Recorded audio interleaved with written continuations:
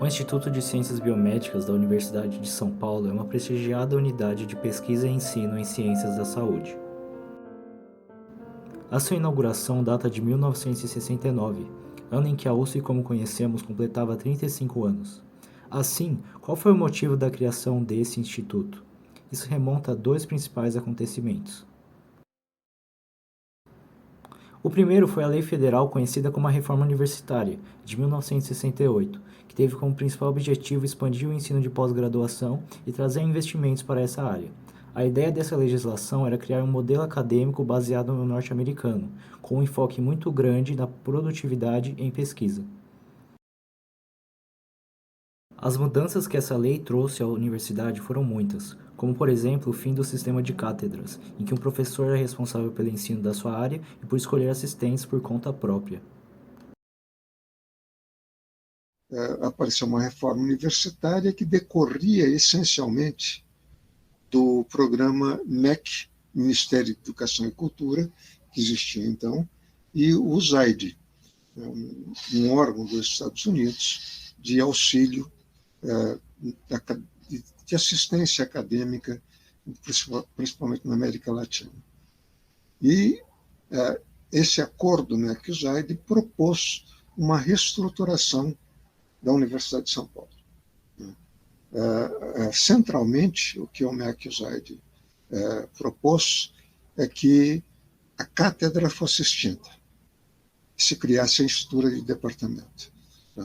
Se não existe mais a cátedra, não existe mais o catedrático, que era uma figura central, uma figura extremamente autoritária. A cátedra era gerida pelo professor catedrático, e ele decidia os destinos, contratações, etc., da cátedra. Então, com a reforma de 68, criou-se o departamento, que manteve ainda a estrutura autoritária da cátedra, porque, ao criar-se o departamento, criaram-se as várias categorias: professor titular, professor livre-docente, que passou a ser professor adjunto, auxiliar de ensino, e assim vai. Mas os professores titulares, professor titular do departamento, para se constituir um departamento, deveria haver professor titular. E o professor titular dependia de uma vaga, não era um concurso. A carreira acadêmica, como agora, a carreira acadêmica ia até o professor associado, que é o livre-docente. Ele só poderia se tornar, eventualmente, um professor titular se houvesse vaga aberta. E abrir a vaga para o professor titular representava uma manipulação do poder. Outra mudança importante foi o início da pesquisa institucional, pois fez-se necessário agrupar departamentos em unidades mais amplas, os institutos. Assim, juntamente com o segundo acontecimento importante, que foi o decreto do Estatuto da Universidade de São Paulo, em 16 de dezembro de 1969, tivemos a instalação do Instituto de Ciências Biomédicas. Eu entrei no ICB em 1972.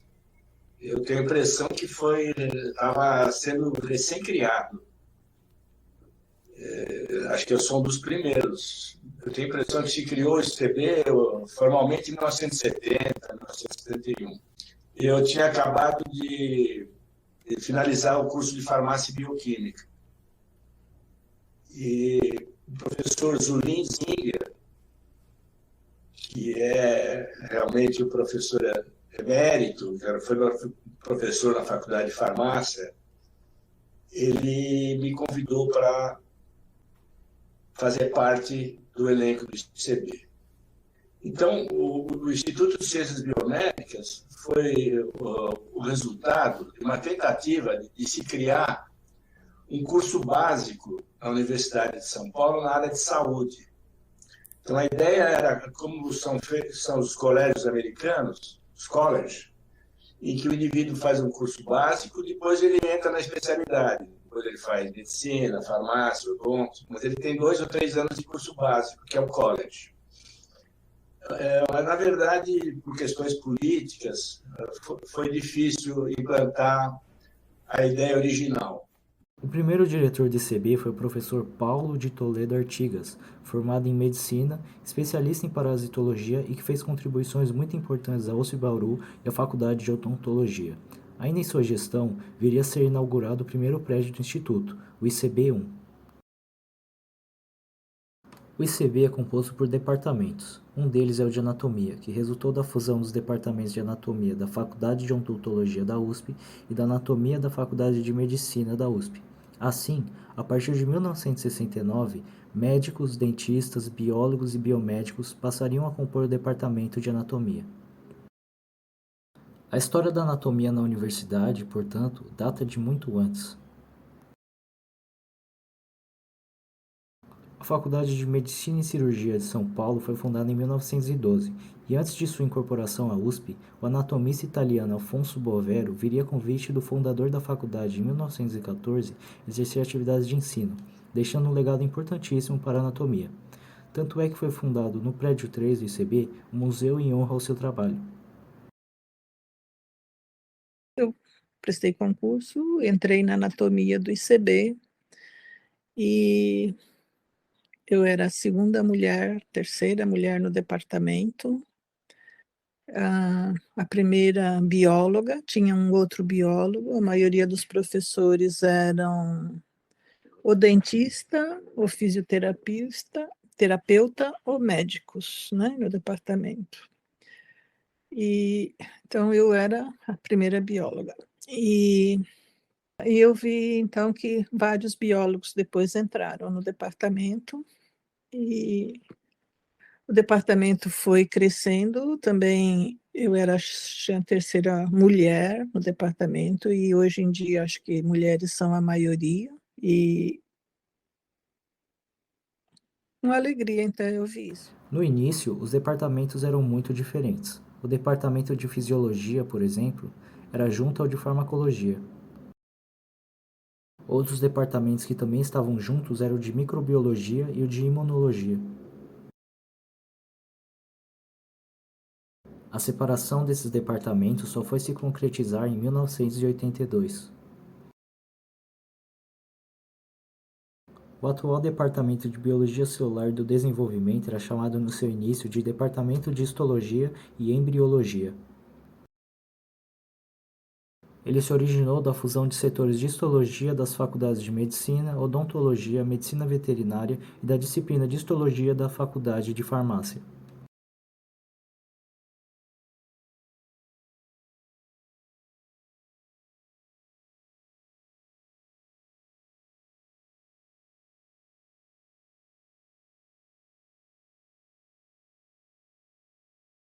O departamento de parasitologia também foi resultado da fusão de diversos departamentos, vindos de faculdades como a de medicina, a de odontologia, a de ciências farmacêuticas e a de medicina veterinária e zootecnia. Na década de 60, a parasitologia da Faculdade de Medicina sofreu uma intensa perseguição da ditadura instaurada em 1964, que obrigou a demissão e aposentadoria compulsória de professores, alguns dos quais foram torturados e presos, assim causando um freio no trabalho prolífico sendo desenvolvido por esse departamento. Viviam-se momentos de opressão, em que a democracia e o trabalho científico foram parados por conta do autoritarismo.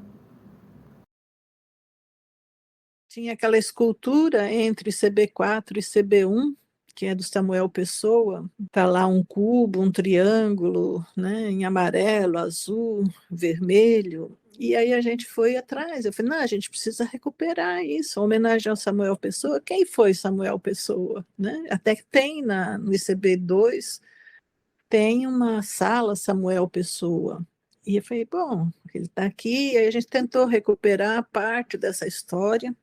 Tá lá, tá também no blog ou em algum lugar, a Mônica deve saber. E a gente fez a restauração da obra, foi reinaugurada. E depois a gente também fez a colocação das mesas e dos bancos naquela área, um espaço de convivência, que eu espero que ainda esteja lá e que os estudantes, né, usem. E tem um QR Code que foi feito, foi o professor da Micro que fez, que colocou a história do Samuel Pessoa, nesse QR Code nos pés dessa escultura.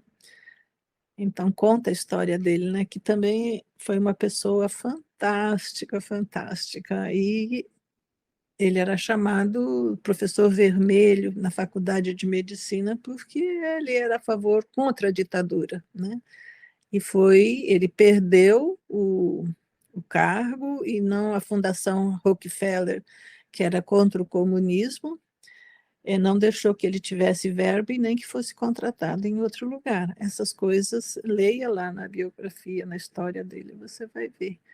E às vezes os estudantes não sabem, e algumas pessoas falam, não teve ditadura, né? Não teve nada disso, isso é sonho, não teve esses abusos, né? De poder e tortura, e se elogia torturador, coisas do tipo. Então, essa história eu acho que não pode se perder. Na década de 80, com o Brasil retornando aos poucos com práticas democráticas e enfim acabando com a ditadura, o Departamento de Parasitologia retomava o renome em suas produções científicas sob a liderança do professor Ernei Camargo. Desde a sua inauguração, o ICB forneceu apoio à pesquisa e ao ensino. A biblioteca, criada em 1970, recebeu diversos dos livros e periódicos que pertenciam àquelas diversas unidades separadas. Em 1975, ganhou o nome Seção de Biblioteca. Em 1985, passou a se chamar Serviço de Documentação e Informação. Até que, em 1993, passou para a denominação até hoje usada de Serviço de Biblioteca e Informação Biomédica.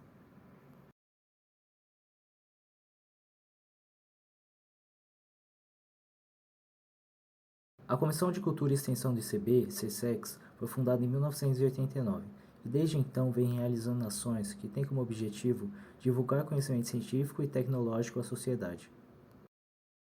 Existia um produto que era vendido nas farmácias chamado de Reativan. E esse Reativan era vendido como um produto estimulante. No entanto, a gente, através de contato com colegas em farmácias, observou que existiam indivíduos que usavam compulsivamente esse Reativan. Compravam dúzias, dezenas de caixas desse medicamento. E aí nós fomos estudar no nosso laboratório, com animais de laboratório, que no caso a gente estudou ratos, e existem modelos experimentais que demonstram que a substância, modelos experimentais no rato, que a gente pode estudar se a droga ou o fármaco produz prazer. Ou seja, a gente consegue mimetizar situações de prazer, avaliar isso no rato e perceber que essa substância leva à dependência. Porque um dos fatos importantes para que uma substância química leve à dependência é o desenvolvimento do prazer. Né? E os ratos realmente demonstravam naquele modelo. Então, nós publicamos vários trabalhos sobre isso. Isso chegou até a Organização Mundial de Saúde. E esse medicamento a comercialização desse medicamento passou a exigir prescrição médica. Quer dizer, antes ele era vendido livremente. A partir dos nossos trabalhos, se percebeu que era uma substância perigosa, que levava à dependência, e para ser vendido havia a obrigatoriedade de ter uma prescrição médica. Com isso, caiu muito o uso. O laboratório, inclusive, viu as vendas caírem tanto que até retirou do mercado. Então, a gente percebeu naquela época que a ciência, a pesquisa, só faz sentido se ela traz alguma vantagem para a população. Se a gente consegue, além de publicar nas revistas científicas, né, que isso dá um certo orgulho, mas elas têm que ter uma aplicação prática. Então, aquele momento me despertou a importância de que a universidade poderia e deveria levar algo para a sociedade em que ela está inserida. Também realizações que atendem aos anseios culturais da sociedade, através do esforço coletivo de funcionários, discentes e docentes do ICB.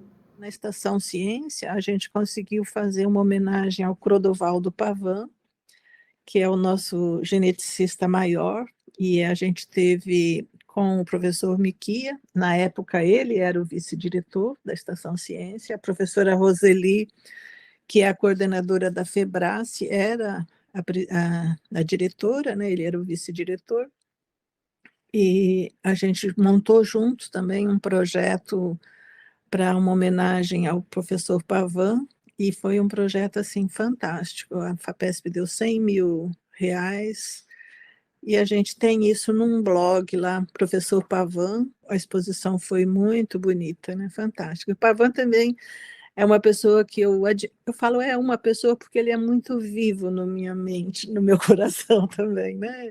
Uma pessoa polêmica, mas que ele tinha uma qualidade. Ele deu aula aqui na Universidade do Texas, foi professor aqui vários anos, depois ele resolveu voltar. E ele era uma pessoa que via possibilidades nas coisas, né? Então, ele andava no meio do mato, ele via lá um tronco e falava, isso podia ser uma escultura, via uma outra coisa. E ele chutou lá um tronco caído de bananeira num bananal, e viu umas larvas interessantes, e falou, não conheço essa larva, levou para o laboratório, e foi aí que ele descobriu o puff do DNA, né, e que deu a grande pesquisa dele. Então, foi interessante. Parte dessa exposição que a gente montou para ele está no ICB2, que é uma mosca grande, e a fase da drosófila, né? Drosófila não, da Rincochiara americana, e foi muito interessante montar lá essa exposição, porque para aprovar a montagem, a gente precisaria de alguém que autorizasse uma exposição. Então, eu entrei em contato com o representante CSEX da FAO, e ele me recomendou um arquiteto, e eu entrei em contato com esse arquiteto. E eu estava explicando para ele como que seria a montagem e tal, eu e a Mônica, né, como a gente queria, e aí, de repente, ele falou assim, mas tinha que ter um bananal aqui, tinha que ter isso, tinha que ter aquilo. Eu falei, mas você conheceu o Pavan? Que ele sabia tanta coisa, né? O meu pai era super amigo do Pavan, eles trabalhavam juntos durante um tempo. Aí eu achei incrível, assim. E ele fez um depoimento também no final, que foi muito lindo, né? E aí a gente contratou para a Estação Ciência, para fazer a mosca, a gente contratou um artista plástico que trabalhava com modelagem em fibra de vidro. Aí ele falou assim, eu aceito fazer essa mosca, é um desafio, e vai ser um prazer enorme trabalhar com a universidade, porque é um mundo que eu nunca tive acesso. Né? Aí ele falou, mas eu preciso de ver os detalhes dessa mosca. Aí a gente conseguiu, na biologia, que o professor fizesse uma fotografia eletrônica. A gente conseguiu um exemplar da mosca no Museu de Zoologia. Esse professor, ele foi coberta de ouro, né? Aí foi feita a microscopia eletrônica dos ocelos, aquelas coisas, sabe aquelas fotos que estão em frente à CSEX lá, fazem parte dessa exposição, embora ela não tenha a legenda adequada, que eu já falei milhares de vezes que deveria ter para valorizar as pessoas, mas o importante é que está lá, né? Está em algum lugar, não está no lixo. Suas atribuições levaram à realização de muitos eventos, grande parte deles promovidos pela Pró-Reitoria de Extensão da Universidade, como o USP às Profissões, que realiza visitas monitoradas e feiras divulgando o trabalho da universidade a alunos de escolas e pré-vestibulandos. O Pavan também trabalhou na microbiologia. Tem uma história dele que o pessoal conta, que ele era assim fanático por trabalho, quer dizer, ele amava o que ele fazia, né? E então ele veio trabalhar num final de semana e tinha lá uma obra que ele não podia entrar. Ele olhou por fora, viu que a janela estava aberta, ele subiu uma escada lá e entrou no prédio e trabalhou e depois saiu. Então, são pessoas assim que eu acho que é importante a gente contar para os outros, né? Pessoas que fazem diferença, que amam o que elas fazem. Faz extensão. São figuras chaves que a gente teria que levar para as escolas, né? Que assim motiva os estudantes. Olha, alguém fez diferente e no tempo que essa pessoa fez diferente não foi fácil. O Pavan mesmo, quando ele descobriu o DNA, ele falou num congresso, o pessoal não acreditou. Falou, não, isso não existe, você está inventando, não sei o quê, eu quero ver esse tipo de desenho. E ele falou, não, tá bom, eu vou trazer aqui, você vai beber da sua cueca mijada, alguma coisa assim.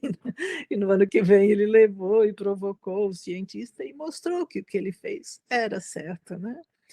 Então, essa coisa de você ter uma ideia, correr atrás dela e batalhar por ela, né? Isso faz diferença, soma na nossa vida.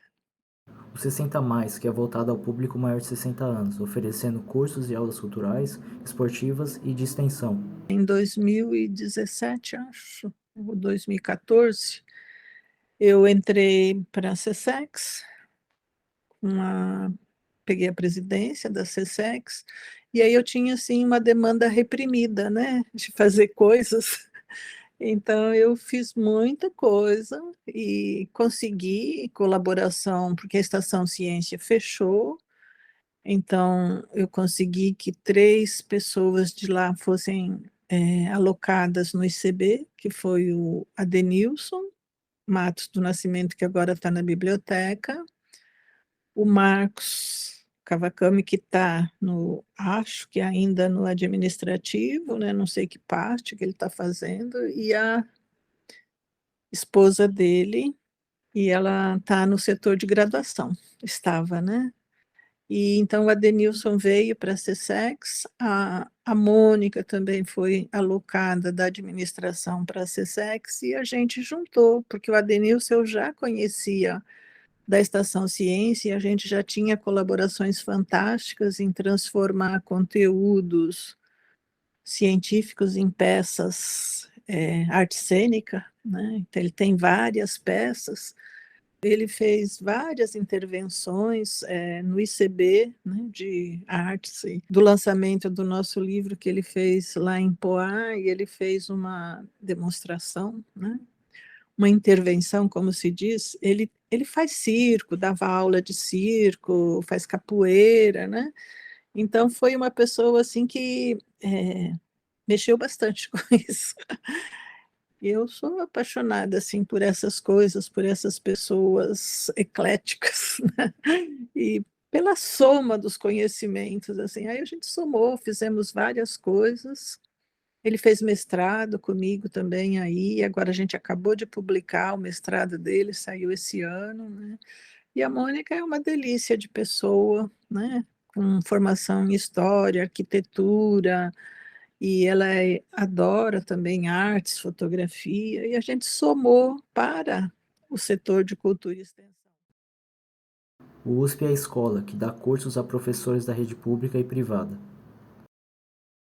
Hoje eu ministro 2 cursos de extensão, pelo menos nos 2 semestres do ano, 2 são 4, e já tive mais de 5.000 alunos que fizeram os meus cursos, de todas as partes do Brasil, gente, lugares que você não imagina que existam no mapa, sempre aparece um aluno, porque é a vantagem, né, de você ter esse ensino à distância. E isso começou muito antes da pandemia, né, que se disseminou estudos à distância, ensino à distância. Isso eu já dou praticamente há quase 10 anos. Então, é o que nós, a universidade pública, que somos financiados, na verdade, pelo povo, que ele paga imposto, e o imposto reverte em benefício da universidade, merece uma retribuição. Então, isso me gratifica muito. E apesar de eu já estar aposentado há 8 anos, porque eu fui obrigado a me aposentar compulsoriamente, né? Porque a lei obrigava aos 70 anos a aposentadoria, eu continuo desde aquela época ministrando esses cursos, e isso me faz assim, sentir Eu estou revertendo para a sociedade toda a oportunidade que eu tive, porque eu estudei em escola pública, fiz faculdade pública e, como professor universitário, também recebo dinheiro público. O Nascente, que promove atividades culturais. E diversos outros projetos fomentados pelo Programa Unificado de Bolsas da USP, os quais envolvem alunos universitários, levando assim as ações do ICB à sociedade. Um ponto assim que eu tinha muito complicado é que o ICB falava que era excelência em pesquisa e ensino. E eu falei, não, mas brigava, assim, brigava, né? Toda reunião eu retomava da congregação que o pilar da universidade é ensino, pesquisa e extensão. Então, que se o ICB tinha que ser excelência nos três, até porque existem pessoas fantásticas no ICB que já faziam um trabalho de cultura e extensão, né? O Arthur Gruber, e outras pessoas também. Então, eu falei, não, a gente tem, a gente faz, a gente fazia, dava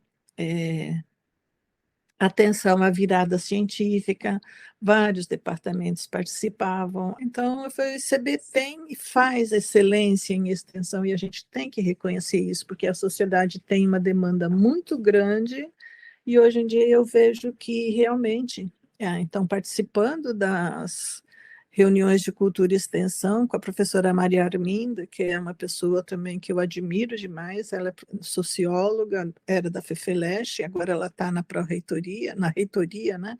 Ela é vice-reitora, e ela tem uma cabeça excelente, então ela tinha projetos maravilhosos. E foi um período, assim, para mim, de muito retorno, muita alegria e de construção de muita coisa.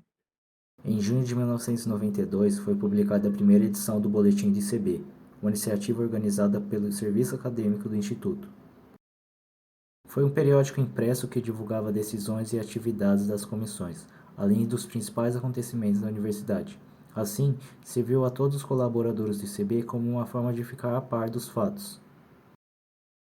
Ao longo do tempo, recebeu contribuições de mais pessoas e foi palco de exposições de ideias e debates. Entre as informações divulgadas está em março de 93 uma proposta de um curso de graduação próprio do ICB, chamado de Bacharelado em Ciências.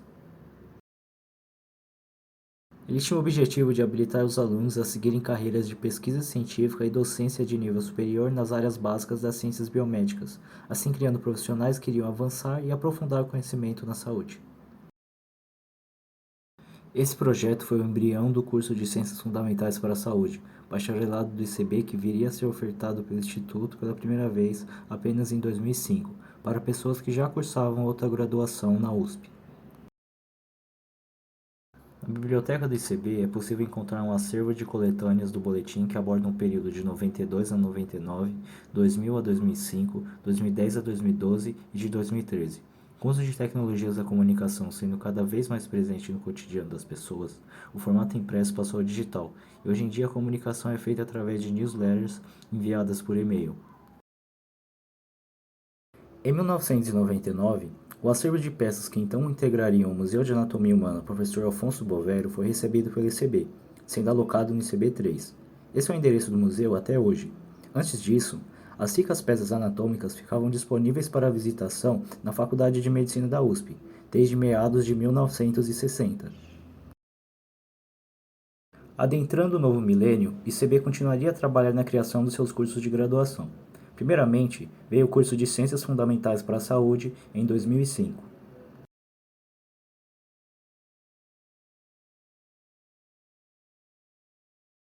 Em 2012, foi a vez da primeira turma do curso de Ciências Biomédicas, cuja história você pode conferir na produção Pipetadas Históricas, desenvolvida para contar de forma detalhada os bastidores do processo.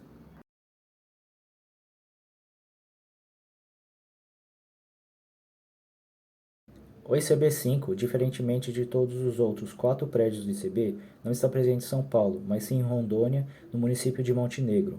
A criação de sua estrutura começa em 2001, mas a história do ICB na Amazônia vem de um pouco antes, na década de 90, com os professores Marcelo Urbano Ferreira e Luiz Marcelo Aranha Camargo, que foram a ela estudar a malária. A partir de então, o professor Luiz Marcelo continuaria em Rondônia, realizando pesquisas sobre as endemias locais e auxiliando o governo a montar centros de saúde na região. Trabalhos esses que sensibilizaram a Organização Mundial da Saúde, a Fundação de Amparo à Pesquisa do Estado de São Paulo, o Conselho Nacional de Desenvolvimento Científico e Tecnológico e a financiadora de estudos e projetos, a FINEP, cujos apoios foram essenciais para o estabelecimento do 5º prédio do ICB. Vários pesquisadores de várias unidades fundaram a FAPESP e inscreveram a FAPESP na Constituição do Estado de São Paulo. E a FAPESP se desenvolveu autonomamente a direção de avaliação por pares, desenvolvimento da ciência e financiamento da ciência. Obviamente, financiamento da ciência é uma coisa fundamental para o desenvolvimento científico. E, atualmente, você vê, o CNPq está desmontado. Não tem um programa de desenvolvimento científico. Eu acho que uma coisa que falta à Universidade de São Paulo, na forma burocrática como o poder se organizou, a Universidade de São Paulo como um todo e o ICB em particular, são essas lideranças científicas. Liderança científica como, só para citar um exemplo, como a do Zeferino Vaz. Zeferino Vaz que, na verdade, transformou a Faculdade de Medicina de Ribeirão Preto num grande centro de pesquisa. Em seguida, veio para a política do Estado de São Paulo e fundou a Unicamp. São lideranças que não se destacaram por um feito científico, por uma contribuição à ciência, mas se destacaram por uma ação política no sentido de desenvolvimento da universidade. Então, é isso que está faltando, de pessoas que pensam politicamente a universidade como algo, de fato, fundamental para o desenvolvimento do país. E quando isso acontece, obviamente, os resultados são bons. Hoje em dia, o local recebe alunos de diversos cursos da saúde para realizarem estágios e enriquecerem sua formação, além também de oferecer atendimento gratuito pelo SUS em áreas da saúde como doenças contagiosas, hipertensão e diabetes, saúde da mulher e da criança, assistência odontológica, oftalmológica, entre outras. Eu sou Jackson Cione Bittencourt, professor titular do Departamento de Anatomia do Instituto de Ciências Biomédicas da Universidade de São Paulo. Eu entrei no Instituto de Ciências Biomédicas em 81, comecinho de 81, como aluno de pós-graduação, e minha tese foi pouquinho mais do que 3 anos, entrei como aluno de doutorado, e no final de 84 eu defendi a minha tese. E em outubro de 85 fiz o concurso para entrar como professor assistente doutor. Entrei em fevereiro de 86 e segui aqui até o momento. Fiz o concurso para livre docência em 1993, depois o concurso para titular em 1998. Nesse meio tempo fui vice-chefe, fui chefe do departamento, depois fui vice-diretor, diretor do Instituto de Ciências Biomédicas. Acho que a gente nunca entra na carreira acadêmica pensando em ser alguma coisa administrativa, ter alguma função administrativa, mas talvez pelo meu modo de ser, pelas posições que eu tomava perante os problemas, as situações, o que a gente deveria fazer em prol do Instituto, eu decidi sair candidato a diretor. E conseguimos acrescentar algumas mudanças que foram importantes para o Instituto de Ciências Biomédicas, como, por exemplo, oficializar o ICB-5, que é o campus do ICB em Montenegro, uma cidade do estado de Rondônia, que nós temos lá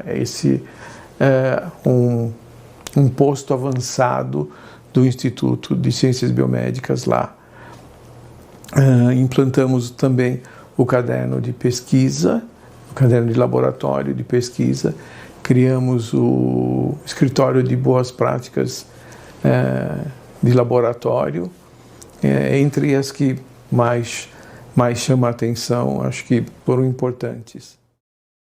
Na pós-graduação, o ICB possui 6 programas, que são de microbiologia, imunologia, fisiologia humana, farmacologia, biologia de sistemas e biologia da relação patógeno-hospedeiro.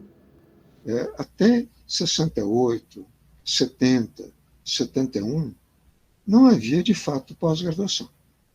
Quer dizer, qualquer pessoa que tivesse um interesse pela carreira acadêmica, ele procurava um laboratório, um pesquisador, e ele se formava como um pianista se forma procurando agora um orientador, né, com o qual ele vai estudar música e tudo mais. Em 72, 73, apareceu a pós-graduação institucional. Então, a CAPES organizou todo um sistema de avaliação, de cursos de pós-graduação, surgiram créditos e tudo mais, né? E o ICB se aproveitou dessa modificação acadêmica e ele enfatizou a pós-graduação. Então, a pós-graduação acabou sendo o forte, a formação de doutores, formação de mestres e doutores, para um mercado que estava se expandindo. Havia, com o MEC e o ZAID, criaram-se muitas faculdades particulares, né? E o pós-graduando tinha um bom mercado de trabalho. O Programa de Biologia de Sistemas foi criado em 2019 e é o mais recente dentre todos, sendo resultado da fusão de 2 antigos programas do ICB, o Programa de Ciências Morfofuncionais e o Programa de Biologia Celular e Tecidual, os quais foram criados em 1972. Apresenta uma média anual de 100 alunos. Eu acho que o Instituto precisa repensar o atual modelo, principalmente da estrutura departamental. Eu acho que essa estrutura departamental, ela veio com a criação da universidade em 1934 e está presente até hoje. E nós temos departamentos que têm objetivos de pesquisa, objetivos de graduação, objetivos de pós-graduação comuns. Então, alguns departamentos poderiam se fundir. Nós vimos a iniciativa que 2 professoras tiveram da pós-graduação, a professora Maria Luísa e a professora Marinilce, a professora Patrícia Gama, em unir os programas de pós-graduação que eram, entre aspas, da anatomia e da biologia celular, se tornaram um programa único, unindo o programa de pós-graduação e se tornando um só. Ao invés de 7 programas de pós-graduação, nós temos agora 6, porque o nosso programa é em conjunto com o da biologia celular, porque tem muita coisa em comum entre os programas. E assim pode acontecer com os outros departamentos que têm propósitos comuns, projetos comuns, disciplinas comuns, pesquisas comuns e podem se unir. Eu acho que no meu modo de ver, o que eu gostaria de ver no ICB no futuro próximo seria a junção de departamentos, se nós tivéssemos no máximo 3 departamentos.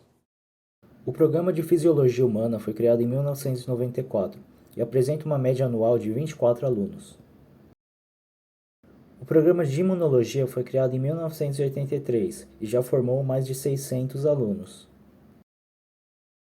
O Programa de Microbiologia foi criado em 1982, com uma média anual de 90 a 100 alunos.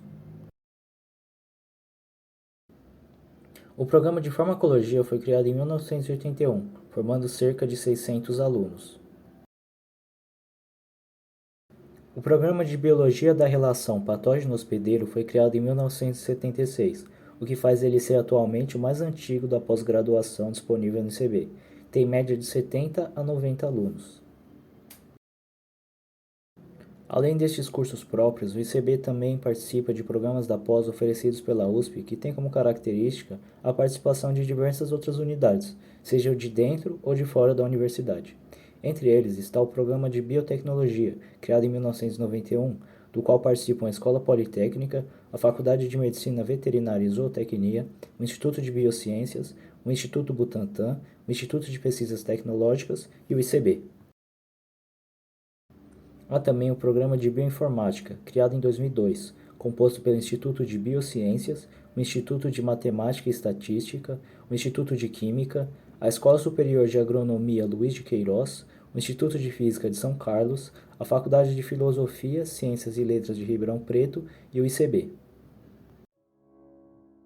Com mais de 50 anos de história, vemos que o ICB já teve diversas mudanças. Passaram por ele dezenas de alunos, funcionários, professores, pesquisadores convidados e demais pessoas ilustres que juntos colaboraram para deixar uma rica marca na história da ciência brasileira. Livros publicados pelos docentes do ICB que são encontrados em exposição na biblioteca do Instituto. Iniciativa dos alunos em criar um jornal do ICB, o Jornal 51. Todos e outros esforços como esses documentam o impacto do ICB e como é fazer parte dele. Eu acho muito importante que essa iniciativa do Projeto Memórias do Instituto, que na verdade acho que ela começou lá com o professor Rui Cury, eu dei continuidade com os vídeos, consegui, da Lei Rouanet, consegui permissão para que isso fosse descontado do livro do ICB. Esse projeto infelizmente não continuou, mas está continuando de certa forma. O Instituto não tem nada escrito, da história, da criação do ICB, por que foi criado, quando foi criado, quem criou, aonde que nós estávamos, o que se desenvolveu em termos de prédios, em termos de expansão de departamento, criação de cursos do próprio ICB. Então, toda essa memória deveria passar a ser uma memória escrita e vista, gravada em imagens e escrita também, para a gente ter o registro escrito, não só no hábito de contar histórias da criação do ICB, porque a gente mais velho passou por esse período de criação do Instituto, viu o Instituto ser criado, viu ele expandir e como está hoje, o que a gente quer que ele chegue num futuro próximo. Então é muito importante o projeto Memórias, que ele seja continuado.